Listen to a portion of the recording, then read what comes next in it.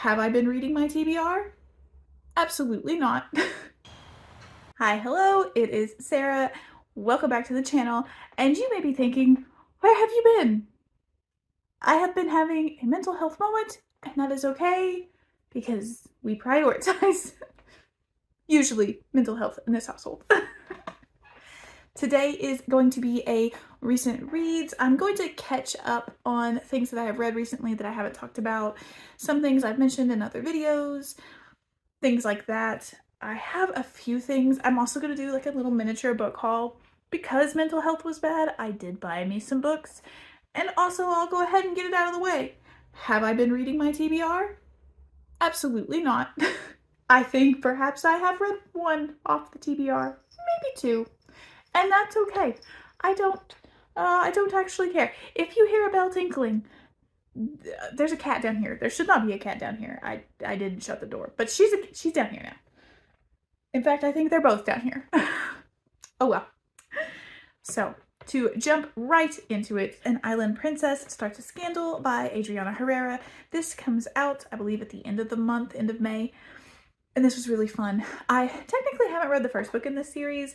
I have it, I think it's called A Caribbean Heiress in Paris, but I just haven't gotten to it yet.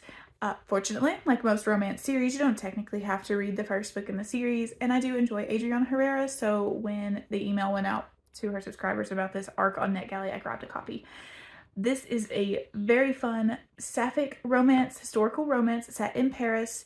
Our main character is offered the chance to show some of her artwork at one of the grand showings there in the time, and she takes up that chance, and while she's there, she's going to use these 6 weeks as like her last summer of freedom before she gets married in what is a loveless marriage to save her family's finances.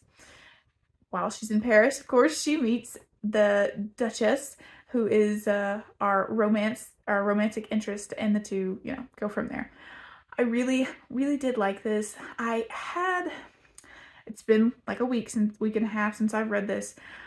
I don't remember my quarrel with it. I had one or two things that I didn't quite enjoy, but they weren't very big. I think my final rating on this ended up being like a 4-star, but I loved the art aspect of this, the art history, the name drops for artists during that period. Art and art history is something I really love. I went to school for art, so it's something that really I have a lot of interest in and I have a background with. So I loved that part of it. I also really enjoyed the grovel in this one that the Duchess went through. Very, very good. I think now I'm thinking about it, I think my one big complaint on this one was just that the Duchess was she was so hard-headed. I really don't care for characters that are like so set in their ways and hard-headed that they can't see the forest for the trees. They're stuck on that one thing and they can't see the greater, view. But overall, that's just a me thing. I wouldn't give it any kind of a big mark for that. Like I said, I think 4.5 was what I settled on. Really loved this. If you like Adriana Herrera, if you like historical romances, and especially if you're looking for more historical sapphic romances, I highly recommend this one. It's a great entry into that little like niche subgenre that we don't have a lot of right now. I'll go ahead and knock out the next two romances I read, which was a little duology within the Rizdiverse by Ruby Dixon. That's When She's Fearless and When She's Wary. I'm reading this out of my journal.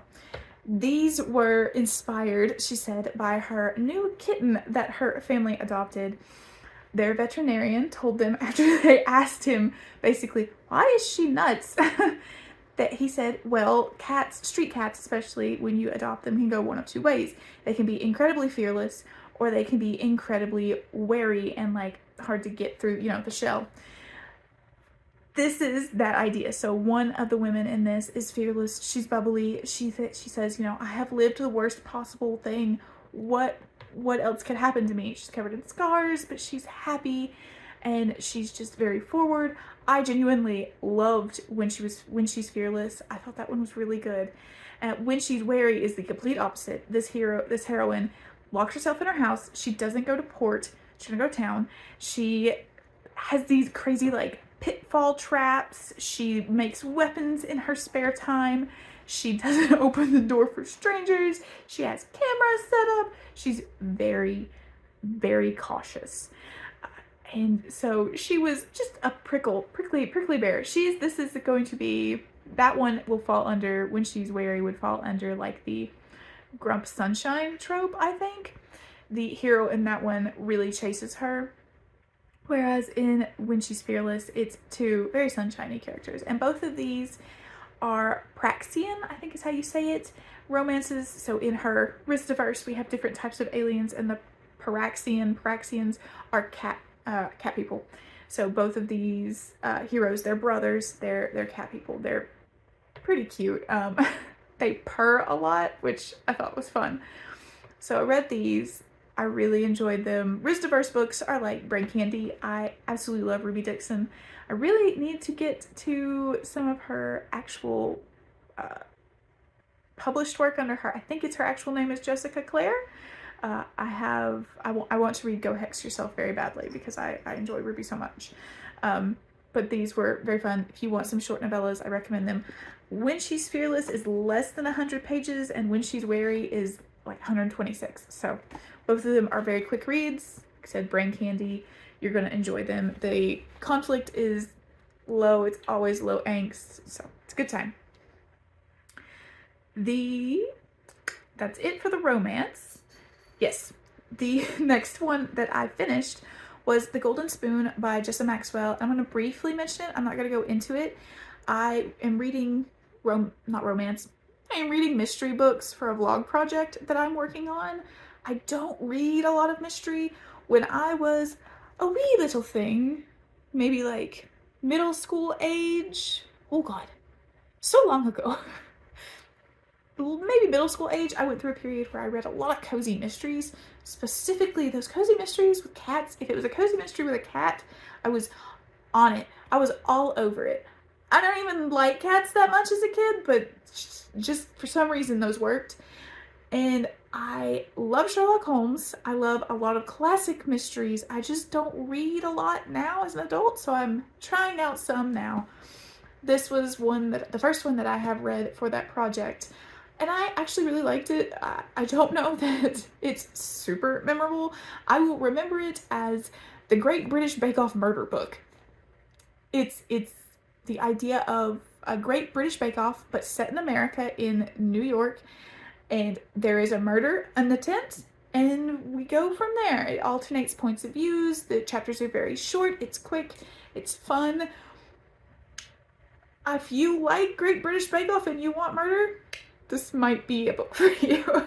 The next thing I read, it was way away from romance and mystery, at least in my mind. I read Boys in the Valley. This is by Philip Farcasa, I think is how you say that last name.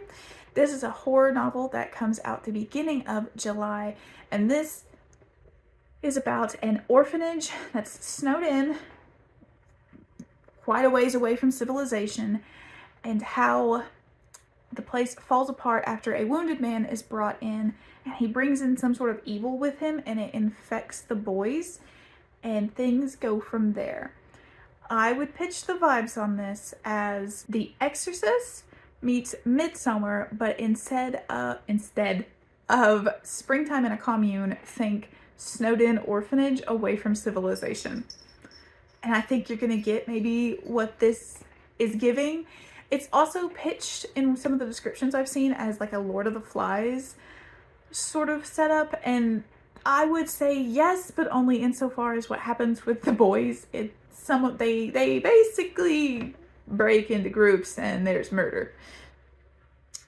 But the vibes are just immaculate. I'm gonna be honest, I really, really loved this. I settled on like a 4.5 for it. I did have the slightest, like there's just something missing for me.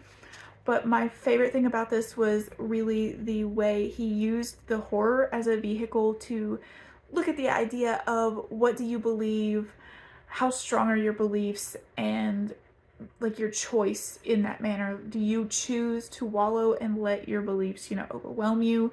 Or do you let your past overwhelm you? Do you lose yourself in that? Or do you come out stronger and you make your own choices, that sort of thing? Very interesting. If you like horror, I highly recommend it. However, it's not for the faint of heart. There is a lot of murder, a lot of blood, injury detail, vomit. There's young boys in danger. This is the boys' orphanage. There is religious iconography, religious bigotry, Catholic priests, lots of that. So go in knowing, look up your triggers. I think I have a list on my Goodreads and Storygraph reviews, which all that stuff is always linked down below. So it's coming in July. Keep your eyes out if you're interested. I really enjoyed this. Tor Nightfire is just kicking it out of the park on a lot of horror books with me. I think there's only been one book from them that I have read that came out this year that I really didn't like, and the rest of them were great, if not just good. So really, really great one. And the final book that I finished last night was Heroes of Havensong? Yes, Heroes of Havensong, Dragonboy, and this is by Morgan Reyes, I believe is how you say that last name. This is a middle grade book with all the goodies. Talking dragons, prophecies, sentient magic clouds of stardust, multiple POVs, world-ending catastrophes, you know, all the good things.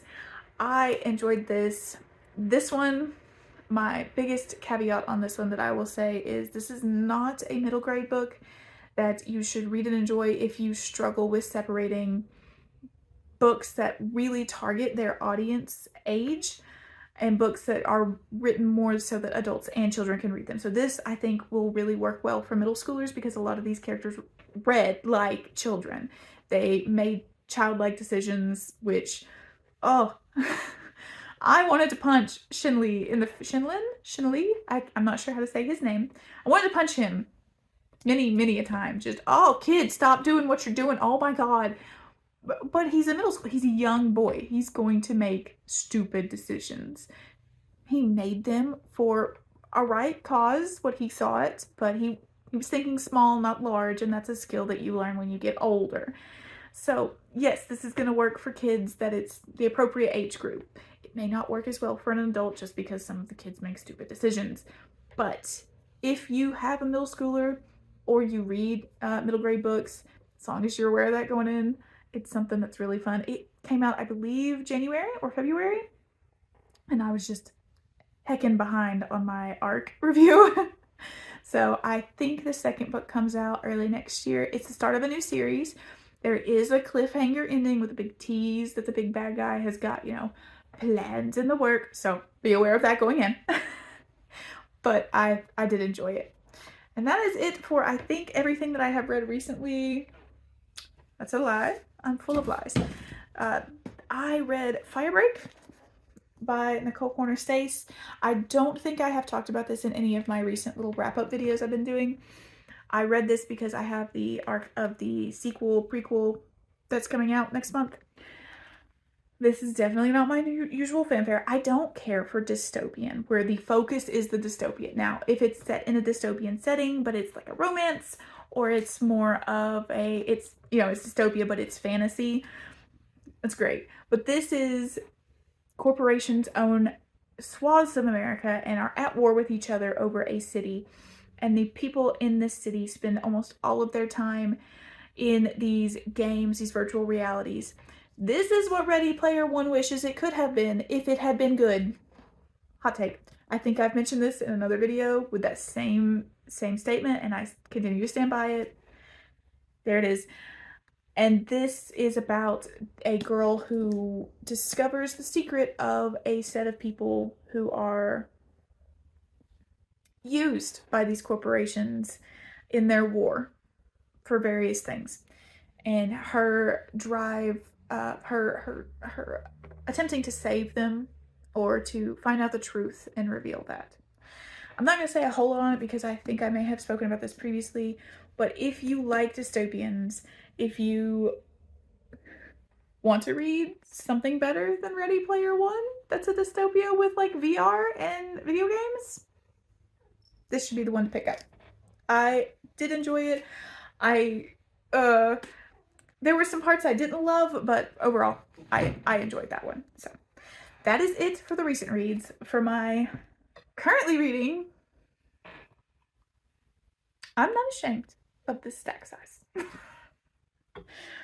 I'm not. Just, it's a lot. Because I have been slumpy and my mental health has been... So when that happens, I'm all over the place with my reading. The first thing I most recently have read, I started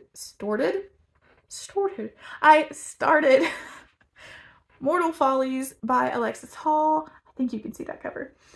This is an ARC. This comes out June 6th. I am absolutely loving this. I'm putting Alexis Hall on the favorite shelf. I have started a little collection of his books right here. I've got Glitterland upstairs. I'm just gotta face the music. He's gonna be a new favorite author. This one has a very interesting voice. He always does something different. Hello, Minnie!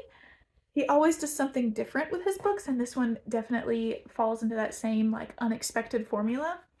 So keep an eye out for that one. I will have a review up this month because I'm probably going to blaze through this week. I am also working on In the Lives of Puppets by D.J. Gloon, another author I really love. I haven't got very far in this, right about here. I do know that after a certain point there is an event that really drives the plot forward.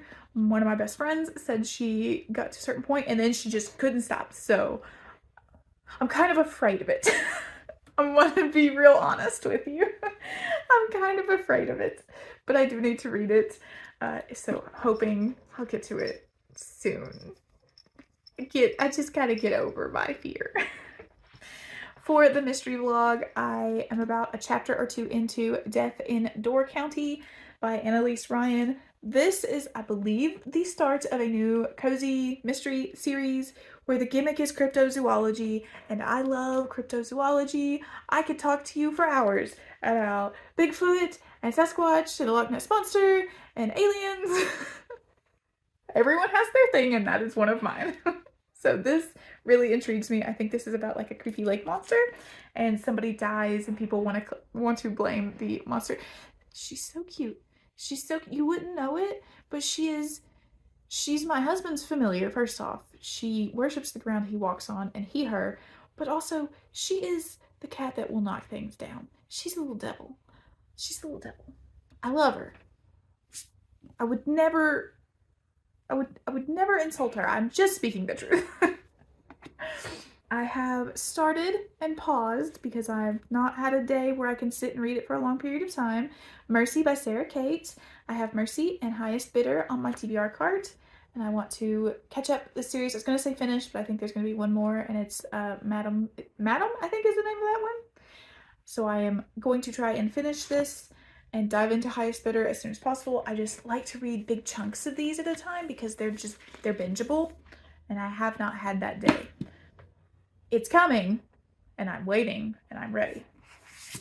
My big fantasy reads, one, I'm reading a short story to 2 a day of When Spring Arrives and Other Stories. This is a female and non-binary collection of science fiction and fantasy from China, and it is edited and translated by quite a few people. R.F. Kuang has translated a few works in here. I don't know if she has an actual story in here, but I know that there's some translation work in here that they have done. There's quite a few, and so far I'm about halfway through, a little over halfway, actually. I've loved nearly all of these. A lot of these are more fantastical than they are science fiction, and a lot of them are dealing with a mythology, folk tales, folklores. I'm watching her. I'm afraid she's gonna knock something out. Folk tales and folklores, and I love Chinese mythology and folklore, so a very fun read. I'll be finished with that soon. I think when I finish that, my next short story project is going to be the Braiding Sweetgrass essay collection, which I have started but not finished. I'll probably start it over and finish it out. And I am starting The Pariah today. My husband is almost done with this. He's on chapter 37, which means he's got, oh, there it is, chapter 37. He's got like this much left. So I should hopefully be able to blaze through this and finish it shortly after he does, for our book club. That way we'll be caught up and ready for the next book, and he and I can pick our next, buddy read that we do together. And the final book that I have picked up but not finished is Flower Heart. I'm very excited about this, by Catherine Boyd Bakewell. It's cottagecore vibes. It's giving cottagecore. It matches my walls. And I don't know anything about it. Look at the potions on the back. Oh my god, my ring light's reflecting off this library cover. There we go. I love it. I love it. I know dark academia is the vibe for booktube, but I like cottagecore and goblins and the forest. You know, green stuff. So that's the currently reading, and a very quick book haul because this video is already over 20 minutes long.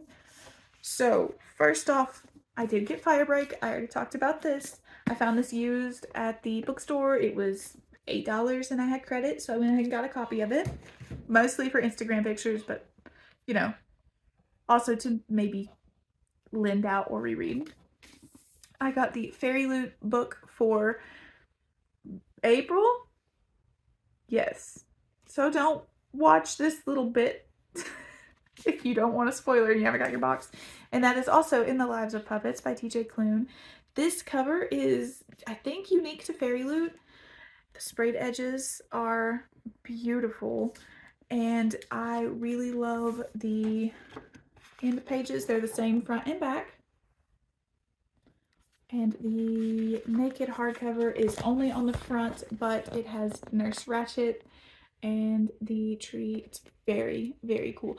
I really love this version of the cover. It gives very different vibes than the current, like, American edition, but I really like it. This feels more almost fantasy with this font. And this feels more quirky. I will report back on which I think actually fits the vibe of the story, but I mean, I like both covers a lot. This is just so different and unique, so I'm very happy about it. I got 2 indie books. I bought them used on Pango. I buy a lot of things on Pango. It's always best to assume that I'm buying things on Pango if I say they're used, because that's where I get most of my books these days. I got Illborn by Daniel T. Jackson and A Touch of Light by Tiago Abdallah. This one was in SPFBO this year and did really well. A few of the booktubers I follow who read it really enjoyed it. It's also really highly recommended on Reddit, so I grabbed it when I saw it for fairly cheap. And these are books where they're indie. If I enjoy them, I will buy them new from the author's website if possible, or Amazon moving forward. It's just this one was like almost $10 cheaper used, so I went for it used. And Illborn, I have been seeing a lot on just Instagram. It's very popular on Instagram right now. And I don't know a ton about it in that, except it gives me Crusades vibes, because there is the Lord Adwell emerged from the deserts of the Holy Land possessed with divine powers. He used these to forcibly unite the peoples of Angal before his ascension to heaven, and it takes place 800 years after that in like a medieval world. And what happens, I do believe, when someone else develops similar powers to what he had. Touch of Light is about, the pitch on this one is, how far would you go to resurrect someone you love? Would you change who you are to show you belong? This is about a prince who is mourning the loss of a loved one, and he wants to find a way to bring them back. And a young hunter, Nasha, she is an outcast and she is fighting to belong in her clan. Second book space has, I think, a hippogriff or a griffin on the cover. Griffin. It's got a griffin on the cover, and I do love me some griffins. I believe I have talked about that before, so very excited to get to that second book if I like the first one. I got Yours Truly by Abby Jimenez, I think is how you say that. This is a second book in a series, but again, with romance novels, you can almost always read them as standalones, about a doctor in the hospital that the first book was set in, and it's hate at first sight, dislike at first sight for another doctor, and then they start writing letters to each other and fall in love, and it sounds really cute. It's beginning all kinds of hype, so I cracked and bought it. Another indie book I got used was The Forbidden by Laurie Holmes, and this is a fantasy romance, a prehistory fantasy romance. I don't really know anything about it. If anyone knows anything, please let me know. but it looks pretty, it's short and it looks pretty cool. I like prehistory stuff. I used to love reading books set in that era, that time period, that idea, like, you know, prehistoric stuff when I was a kid. So I like to revisit that. I got the 4th Witch Hat Atelier. I got this used. I was excited to see this there. I think it was $7. So woohoo! This I got at the used bookstore. So I will continue this series. The artwork in this is stunning. Just a random page. Ooh, that's one of the rimless ones.